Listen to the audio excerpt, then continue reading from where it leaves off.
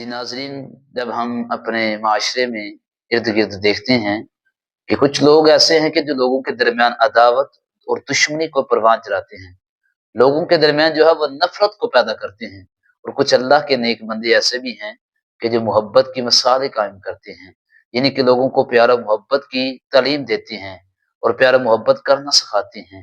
اور میرے آقا دو جہاں وسلم نے بھی لوگوں کو پیار و محبت کرنا سکھایا ہے، نہ کہ نفرت کرنا سکھایا ہے۔ حضور کی اگر سیرت کو دیکھا جائے تو حضور نے کافروں کے درمیان بھی جو ہے وہ صلح کروائی ہے۔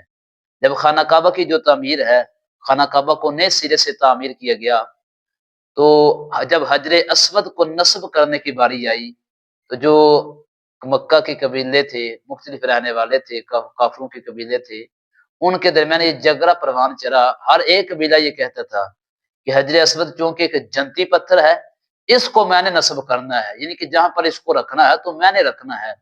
ہر ایک قبیلے کی یہ تمنا تھی، یہ خواہش تھی، یہ آرزو تھی کہ میں اس کو نصب کروں۔ حتیٰ کہ انہوں نے جو ہے شراب کے برتنوں میں خون کو نچوڑ کر، یعنی کہ خون نکال کر یہ قسمیں اٹھا لی تھی کہ مر جائیں گے یا مار دیں گے لیکن اس پتھر کو ہم نصب کریں گے، کسی دوسرے کو نصب نہیں کرنے دیں گے۔ حتیٰ کہ مختلف قبائل نے یہ قسمیں اٹھائیں، تو پھر انہوں نے کہا چلو ایسا کرتے ہیں، اس کی راہ نکالتے ہیں، معاملہ سلجھاتے ہیں۔ تو انہوں نے کہا چلو ایسا کرتے ہیں کہ جب فجر کے وقت یعنی کہ صبح کے وقت جب کوئی پہلا شخص خانہ کعبہ میں بیت اللہ شریف میں داخل ہوگا تو ہم اس سے فیصلہ کروائیں گے کہ جو بھی فیصلہ کرے گا ہم اس کو منظور کریں گے۔ انہوں نے کہا جی ٹھیک ہے صاحب، کہ اس بات پر اتفاق ہوا۔ رات گزری، وہ خانہ کعبہ میں تھے، فجر کا انتظار کر رہے تھے، یعنی کہ صبح کے وقت کا۔ دیکھتے ہیں کہ میرے آقا دو جہاں صلی اللہ تعالیٰ علیہ وآلہ وسلم تشریف لاتے ہیں۔ جب انہوں نے میرے آقا کو دور سے دیکھا تو بلند آواز کے ساتھ پکار اٹھے کہ وہ صادق آگے، وہ امین آگے، صادق آگے، امین آگے۔ جب میرے آقا کو دیکھا تو چہرے پر مسکراہٹیں تھی۔ اب سب لوگ مطمئن تھے کہ اب محمد مصطفیٰ جو فیصلہ کریں گے، محمد بن عبداللہ جو فیصلہ کرے گا، وہ اس فیصلے پر سب راضی ہو جائیں گے۔ تو انہوں نے حضور کو اپنا معاملہ بتایا، ماجرا سنایا۔ تو میرے آقا دو جہاں صلی اللہ علیہ وسلم نے اپنی کالی چادر کو اتارا، کالی کملی کو اتارا، بچھایا نیچے، اور اپنے ہاتھوں کے ساتھ جو ہے حجر اسود کو اٹھایا، اس کے درمیان میں رکھا۔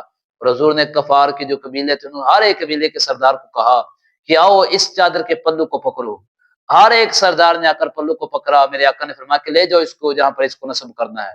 جب وہ لے کر گئے تو میرے آقا نے دوبارہ اپنے مبارک ہاتھوں کے ساتھ اس کو اٹھایا اور اس کی اصل مقام پر جہاں پر اس کو نصب کرنا تھا، میرے آقا نے وہاں پر اس کو نصب کیا۔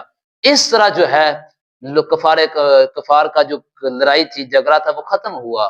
تو میرے آقا صلی اللہ علیہ وسلم نے عمدہ مثال قائم کی، یعنی کہ کافروں کے درمیان بھی میرے آقا نے صلح کرے، ان کو جگڑنے پر آمادہ نہ کیا۔